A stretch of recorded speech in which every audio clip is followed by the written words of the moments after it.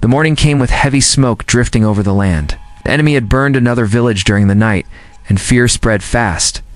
Families gathered in silence, waiting to see if the newcomers could truly stand against such destruction. Jack Carter stood before his soldiers and studied the ground. His sharp eyes followed the broken roads and torn hills that stretched before them. He knew the enemy would strike again soon, and he wanted to be ready. His men and women waited for his orders, their weapons already in hand. Daniel Cross adjusted his rifle as he spoke quietly to Jason Clark. They had fought together many times before, and they trusted each other without question. Luke Harris and Matthew Stone checked the heavy gear, readying explosives and shields. Each of them moved with the steady rhythm of warriors who had done this more times than they could count. The women prepared with equal focus. Linda Ward set her sniper rifle on a high point, scanning the valley for movement. Claire Davis tested her blades, sharp and clean. Megan Ross handed out supplies to the locals, showing them how to carry weapons with confidence. Julie Baker kept her eyes on the horizon, watching for smoke or dust that would give away the enemy approach. Queen Elizabeth Hale stood with her soldiers, her hand resting on the hilt of her sword. She did not need to speak to command respect. Her presence was enough to remind everyone that she was more than a queen. She was a fighter who would march into the storm with her people. Jack raised his hand, and the camp grew quiet, told them the truth. The enemy was coming soon, and the battle would be hard. Said many would fall, but those who stood would see victory. He spoke not as a ruler, but as a soldier who would fight in the front line beside them. His words carried strength, and the people listened. That night, the first test came. The sky glowed red as enemy fire rained down upon the outer defenses. Explosions shook the ground, but the Deathworlders did not panic. They moved with trained speed. Daniel and Jason rushed forward, taking cover behind stone walls and opening fire. Luke and Matthew pushed heavy weapons into place, their blasts shaking the field. Linda's rifle cracked from the high ridge, striking down targets one after another before they could reach the camp. Claire fought beside Megan, blades flashing as they cut through attackers who broke past the first line. Julie guided the locals into position, turning frightened farmers into fighters who held their ground. In the center of it all, Queen Elizabeth drew her sword. The light of burning fire danced on the steel as she charged into the thick of the fight. Her strikes were clean and merciless. She fought not behind her men, but among them, every swing of her blade proving she was no figure of ceremony. She was a warrior queen. The battle raged for hours. The enemy expected the defenders to break as they always had before, but the Deathworlders held strong. Jack Carter led every move with calm precision, gave no ground. He showed no fear. His commands turned chaos into order, and his soldiers turned fear into fury. At last, the attack slowed. The enemy pulled back, leaving broken bodies behind them. Smoke rose over the field, and the night was silent again. The defenders looked around in shock. For the first time, the enemy had been forced to retreat. The people stared at Jack, at Queen Elizabeth, and at the warriors who stood covered in blood and ash, yet still unbroken. They realized these humans were not like any they had known before. They were made for war. They had come from a world that demanded strength or death, and now they had brought that strength here. Enemy would return with greater force. Everyone knew it. But for the first time, the defenders felt hope. They had seen Deathworlders in battle, and they understood the truth. The war was no longer one-sided. The Deathworlders had arrived, and the world would never be the same. The night sky burned with fire. Villages had already fallen, and cities trembled in fear.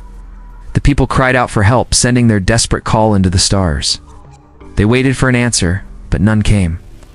The great powers of the galaxy had turned away, leaving them to be crushed. Hope seemed lost as the enemy closed in. Then a voice came back through the darkness. It was not the voice of the old empires or the cold rulers who once promised protection. It was the voice of a man named Jack Carter. His tone was firm, his words carried strength, and his promise was clear. Said he would come, and behind him an army would follow. The sky changed weeks later.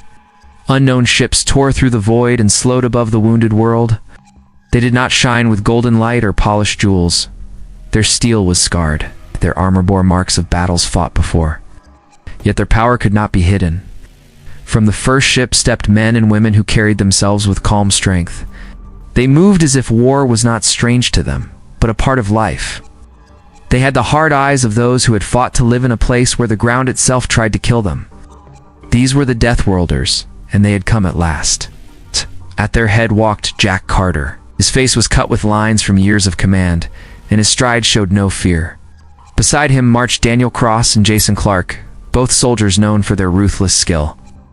Behind them came Luke Harris and Matthew Stone, their weapons heavy and their eyes sharp. The women stood among them as equals.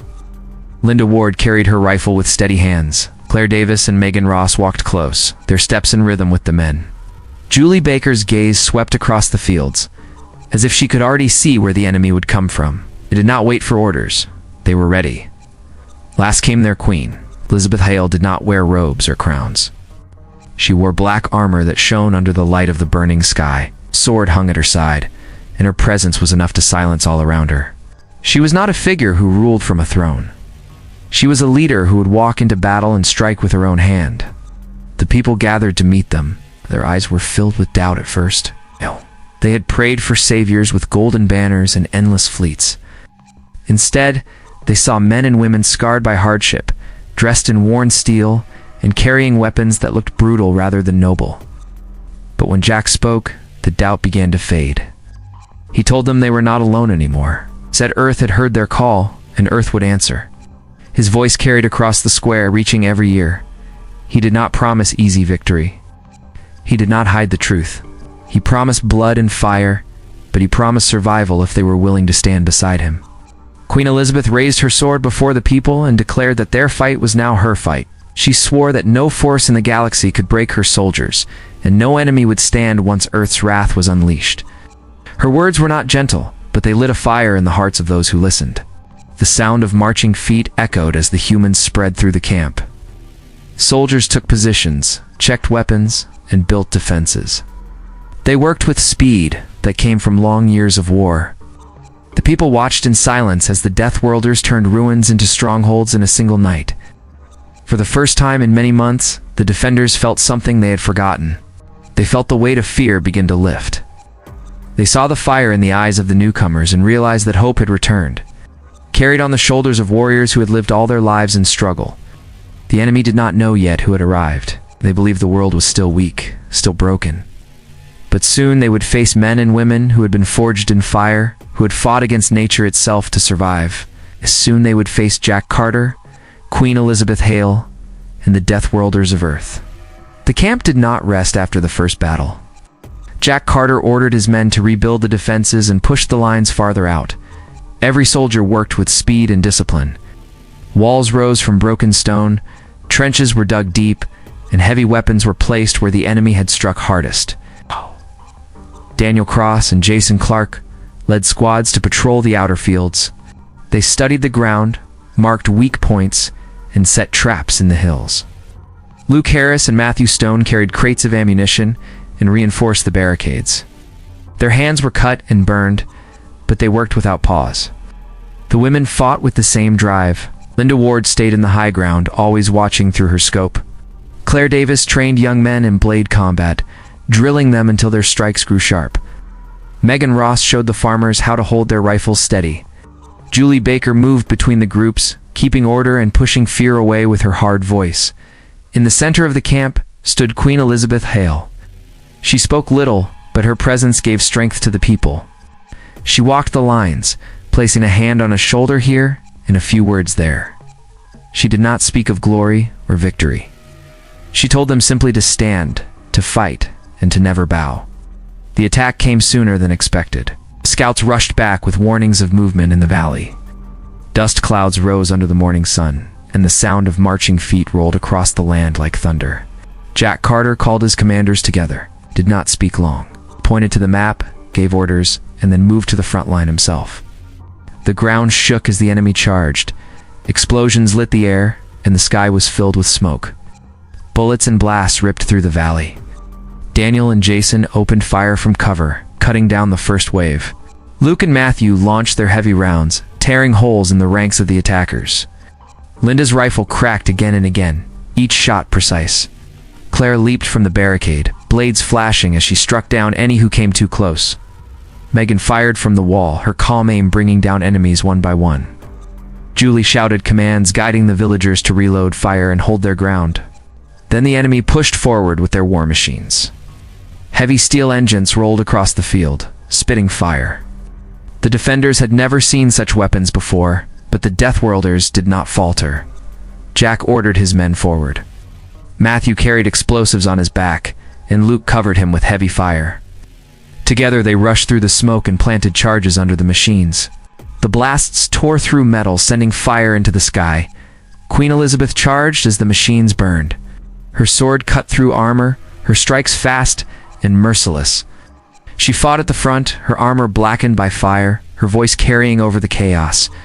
Soldiers gathered around her, their courage rising as they followed her lead. The battle turned brutal, and fought with knives when their rifles ran dry. Women stood side by side with them, striking down enemies with rifles, blades, or bare hands. The Deathworlders never gave ground. They pushed forward with relentless force, breaking the enemy line piece by piece. Hours passed before the field grew silent. Smoke covered the valley, and the earth was black with ash and blood. The enemy had been crushed, their dead left scattered across the broken ground. For the first time, their mighty machines had fallen. The defenders stood in shock at what they had witnessed. They had thought the Deathworlders strong, but they had not understood the full truth until now. These men and women were not only soldiers, they were survivors of a world that had tried to kill them since birth. They had brought that fury into this war, and no force seemed able to stop them. Jack Carter stood at the front, his face dark with smoke and sweat. He looked over the field and then back to his men. His voice carried across the silence as he said they would hold, they would not fall, and they would fight until the last breath. The people believed him, like they had seen the proof with their own eyes. The Deathworlders had come, and they were unlike any warriors the galaxy had ever known. The smoke of the last battle had not yet cleared when scouts returned with grim news.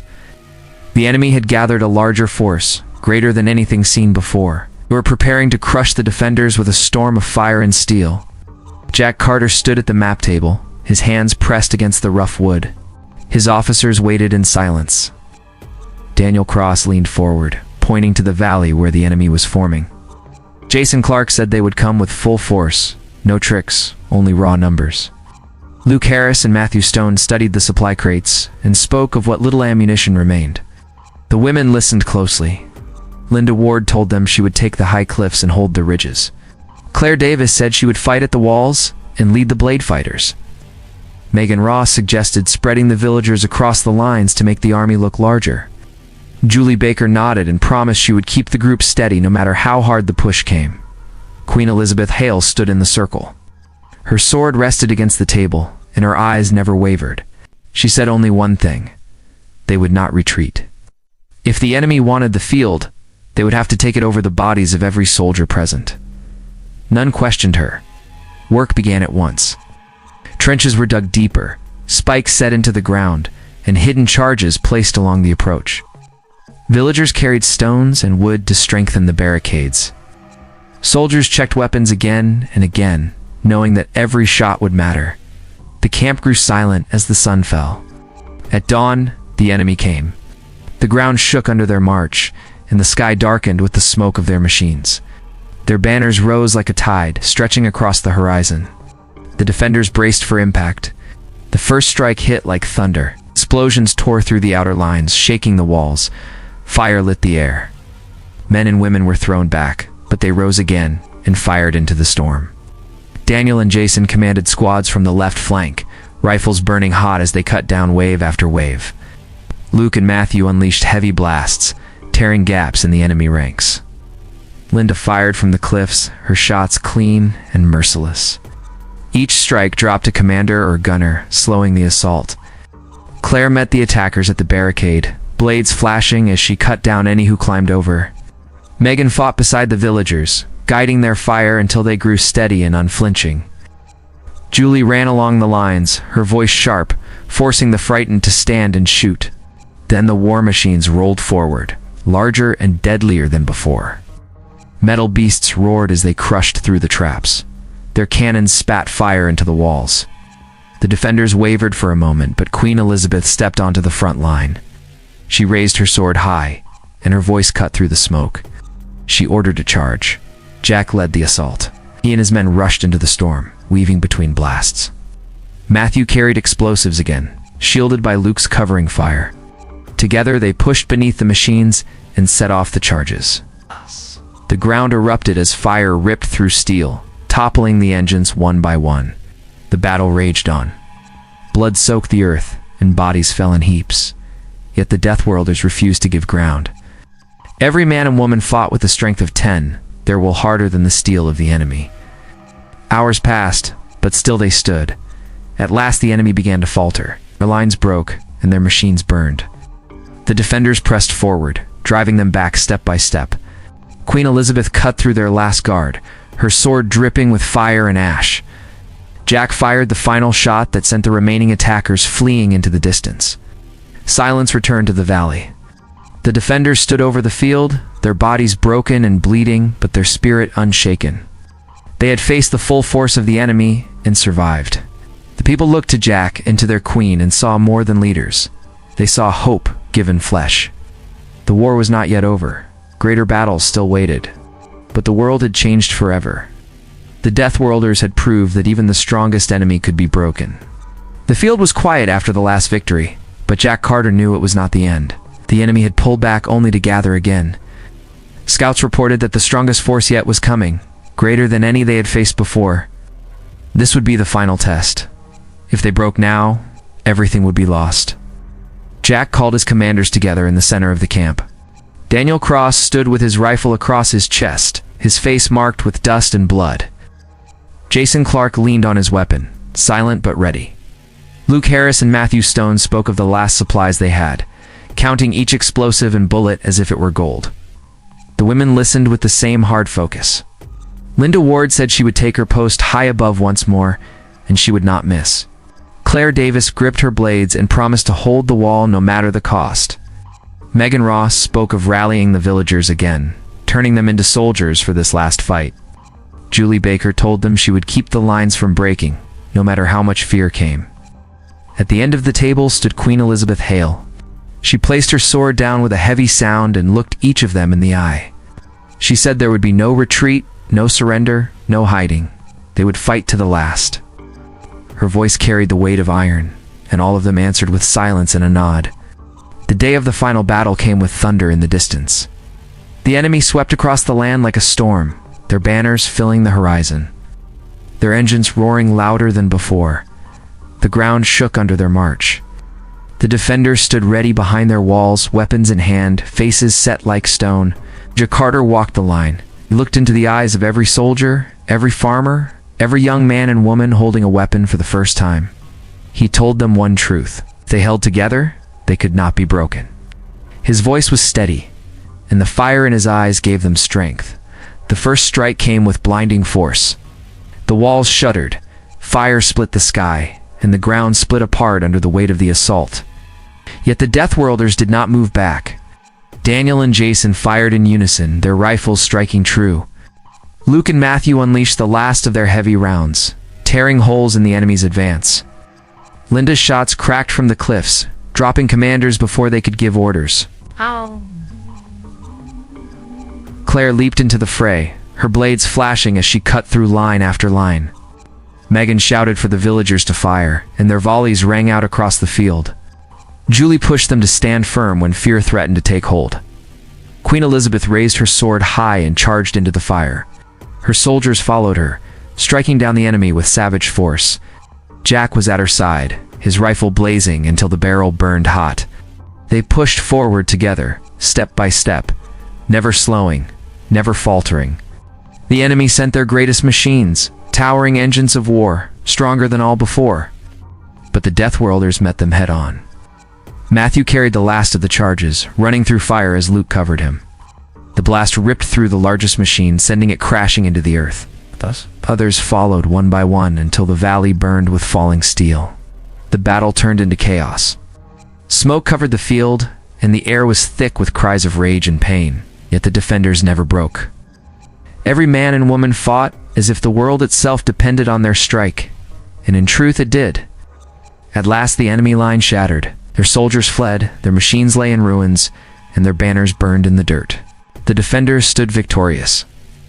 Bloodied and scarred, they looked to their leaders.